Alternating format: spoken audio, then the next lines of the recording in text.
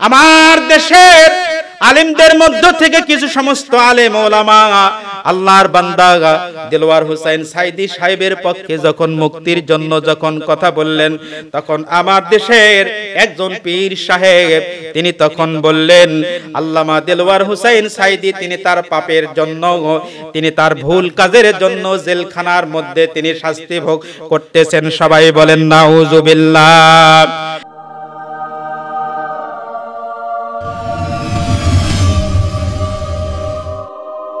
আজকে মুসলমানেরা ভুলে গেছে শিবে আবু তালিবের কথা।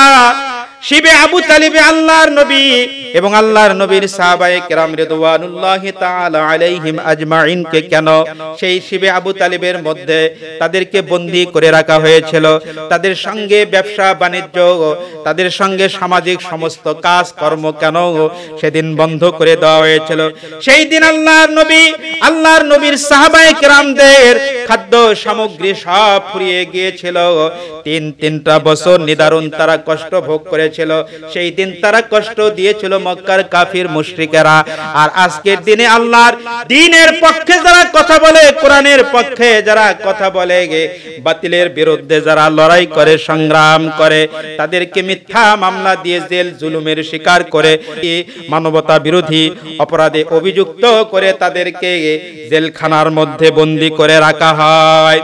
এরা যদি প্রকৃতপক্ষে খাঁটি মুমিন, খাঁটি মুসলমান হতো, তাহলে আল্লাহ রাব্বুল আলামিনের এই দ্বীনের খাদিমের সঙ্গে এই রকমের ব্যবহার তারা করতে পারত না।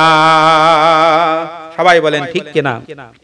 প্রিয় ভাইয়েরা, আপনারা শুনেছেন কিছুদিন আগে আমরা লক্ষ্য করেছি চরমোনাইয়ের পীর ফয়জুল করিম হাফিজাহুল্লাহ, আমরা তার জন্য দোয়া করি। এই বাংলাদেশে তার অনেক মুরিদ রয়েছে। তিনি একটি আলোচনায় তিনি বলেছিলেন যে বাংলাদেশের একজন সাবেক প্রধানমন্ত্রী বেগম খালেদা জিয়া, তিনি আমাদের সাবেক প্রধানমন্ত্রী, তার অনেক সম্মান রয়েছে, মর্যাদা রয়েছে, মানবিক দৃষ্টিকোণ থেকে তাকে মুক্তি দেওয়া হোক। আমরা তার এই কথার সঙ্গে একমত যে বাংলাদেশের সাবেক প্রধানমন্ত্রী বেগম খালেদা জিয়া তিনি একজন বয়োজ্যেষ্ঠ মহিলা, তিনি বাংলাদেশের প্রধানমন্ত্রী হিসেবে দীর্ঘদিন দায়িত্ব পালন করেছেন, দেশের তিনি সেবা করেছেন। আমরা সবাই চাই যে তাকে মুক্তি দেওয়া হোক।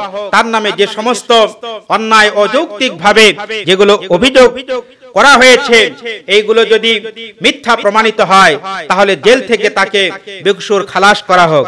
কিন্তু অত্যন্ত দুঃখজনক হলেও সত্য, এই পীর সাহেব, আমি তার জন্য দোয়া করি আল্লাহ রাব্বুল আলামিন যেন তাকে দ্বীনের সহি জ্ঞান দান করেন। আল্লাহ রাব্বুল আলামিন যেন তাকে দ্বীনের সহি জ্ঞান দানের পাশাপাশি দ্বীনের খেদমত করার সুযোগ দান করেন।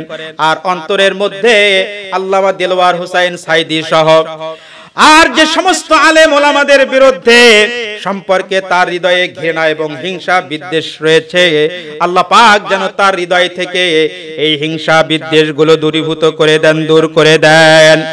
দেখুন আজকে পীর সাহেব তিনি সাবেক প্রধানমন্ত্রী বেগম খালেদা জিয়ার জন্য তিনি মানুষের সামনে, মিডিয়ার সামনে তিনি বক্তব্য দিলেন, তার জন্য মুক্তি চাইলেন। কিন্তু কোরআনের পাখি আল্লামা দেলোয়ার হোসেন সাইদি শুধুমাত্র বাংলাদেশের গর্ব নয়, শুধুমাত্র বাংলাদেশের অহংকার নয়, সারা পৃথিবীতে যার সুনাম সুখ্যাতি রয়েছে, এমনকি কাবা ঘরের ইমাম যার কপালে চুমু খায়, সেই কোরআনের পাখি বিশ্ব বরেণ্য মুফাসসিরে কোরআন আল্লামা দেলোয়ার হোসেন সাইদি 10টি বছর ধরে জেলখানার মধ্যে আবদ্ধ অবস্থায় রয়েছে, নিদারুণ দুঃখ কষ্টের মধ্যে দিন অতিবাহিত করতেছে। কিন্তু কোরআনের পাখি আল্লামা দেলোয়ার হোসেন সাইদি সাহেবের জন্য এই চরমোনাইয়ের পীর একটিবারের জন্য তার মুক্তির জন্য কোনো কথা বললেন না, বরং তিনি উল্টো বললেন আল্লামা দেলোয়ার হোসেন সাইদি ভুল কাজ করেছেন, ভুল সিদ্ধান্ত গ্রহণ করেছেন, পাপ করেছেন, অন্যায় করার কারণে তিনি এই জেলখানার মধ্যে শাস্তি ভোগ করছেন। সবাই বলেন নাউজুবিল্লাহ। তারা ভুলে গেছে অতীত ইতিহাস, ইমাম বুখারী রাহমাতুল্লাহ আলাইহির কথা তারা ভুলে গেছে। ইমাম আবু হানিফা রাহমাতুল্লাহ আলাইহির কথা হয়তোবা তারা ভুলে গেছে। কি কারণে হযরতে ইমাম আবু হানিফা রাহমাতুল্লাহ আলাইহিকে জেলখানার মধ্যে আবদ্ধ করে রাখা হয়েছিল। জেলখানার মধ্যে প্রত্যেক দিন ইমাম আবু হানিফা রাহমাতুল্লাহ আলাইহিকে জেলখানার মধ্যে নর্দমার মধ্যে ময়লার মধ্যে তাকে ফেলে দেওয়া হতো আর তার শরীরে সেদিন বেত্রাঘাত করা হতো। তারপরেও ইমাম আবু হানিফা রাহমাতুল্লাহ আলাইহি ওই সময়ে সরকারের কাছে তখনও নতি স্বীকার করেননি। তাহলে আমরা এই জাতির কাছে প্রশ্ন করতে চাই, আলেম ওলামাদের কাছে আমরা প্রশ্ন করতে চাই, ইমাম আবু হানিফা রাহমাতুল্লাহ আলাইহি কি অপরাধ করেছিলেন যাকে এই কারণে জেলখানার মধ্যে আবদ্ধ করে রাখা হয়েছিল? শুধু তাই নয়, ইতিহাস সাক্ষী ইমাম আবু হানিফা রাহমাতুল্লাহ আলাইহিকে সেই দিন জেলখানার মধ্যে বিষ প্রয়োগ করে তাকে দুনিয়া থেকে তাকে বিতাড়িত করা হয়েছিল। বিষ প্রয়োগ করে ইমাম আবু হানিফা রাহমাতুল্লাহ আলাইহি শাহাদাতের পেয়ালা পান করে দুনিয়া থেকে তিনি বিদায় গ্রহণ করেছিলেন। সবাই বলুন ইন্না লিল্লাহি ওয়া ইন্না ইলাইহি রাজিউন। প্রিয় ভাইরা, এই জন্য আমি বলতে চাই, মানুষের মধ্যে মতপার্থক্য থাকতেই পারে, মানুষের মধ্যে মাসালাগত মতপার্থক্য থাকতে পারে, রাজনৈতিক কারণে মতপার্থক্য থাকতে পারে। আমরা যদি লক্ষ্য করি, বাংলাদেশের অন্যতম আলেম শাইখুল হাদিস মরহুম আল্লামা আজিজুল হক রাহিমাহুল্লাহ আর কলিজার টুকরা সন্তান আল্লামা মামনুল হক, তিনি তো একজন কওমি মাদ্রাসার আলেম, কওমি মাদ্রাসায় পড়ুয়া, তিনি তো একজন কওমি আলেম। তিনি কিন্তু মানবিকতার খাতিরে, তিনি কিন্তু আন্তরিকতার খাতিরে, সৌজন্যতার খাতিরে, মানে দায়িত্ব হিসাবে তিনি আল্লামা দেলোয়ার হোসেন সাইদি সাহেবের জন্য, সাইদি সাহেবের মুক্তির জন্য তিনিও সরকারের কাছে আবেদন করেছেন, মিডিয়ায় কথা বলেছেন, তার কথা আমরাও শুনতে পেয়েছি। কিন্তু চরমনাইয়ের পীর হুজুর, আমরা যাকে এত বড় হক্কানে পীর হিসেবে জানি, অন্তত একটিবারের জন্য তার জন্য উচিত ছিল আল্লামা দেলোয়ার হোসেন সাইদি সাহেবের জন্য মুক্তি কামনা করা। প্রিয় ভাইরা, এই জন্য আল্লাহর নবী মুহাম্মদুর রাসূলুল্লাহ সাল্লাল্লাহু আলাইহি ওয়াসাল্লামের সময় থেকে আমরা লক্ষ্য করলে দেখতে পাই, মুসলমানদের মধ্যে কিছু সমস্ত মুনাফিকদের সেই সময়ে আমরা লক্ষ্য করেছি, তারা এই পৃথিবীর মধ্যে দাঙ্গামা আর সন্ত্রাসী কার্যক্রমের সঙ্গে তারা জড়িত ছিল।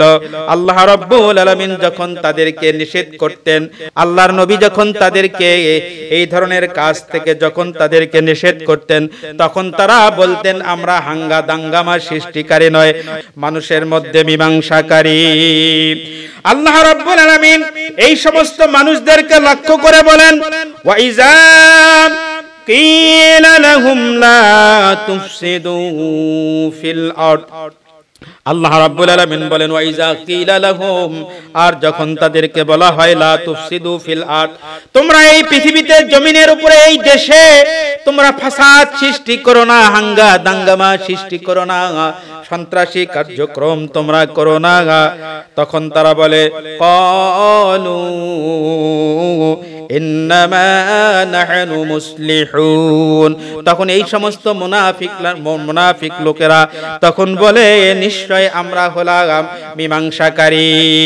এরা গোপনে গোপনে ইসলামের ক্ষতি সাধন করে, আর যখন তাদের কার্যক্রম সম্পর্কে তাদেরকে অবহিত করা হয়, তাদেরকে যখন এই খারাপ কাজগুলো থেকে যখন তাদেরকে বিরত থাকতে বলা হয়, তখন তারা বলে আমরা দাঙ্গামা সৃষ্টিকারী নয়, আমরা হলাম শান্তির পক্ষে, আমরা হলাম মীমাংসাকারী।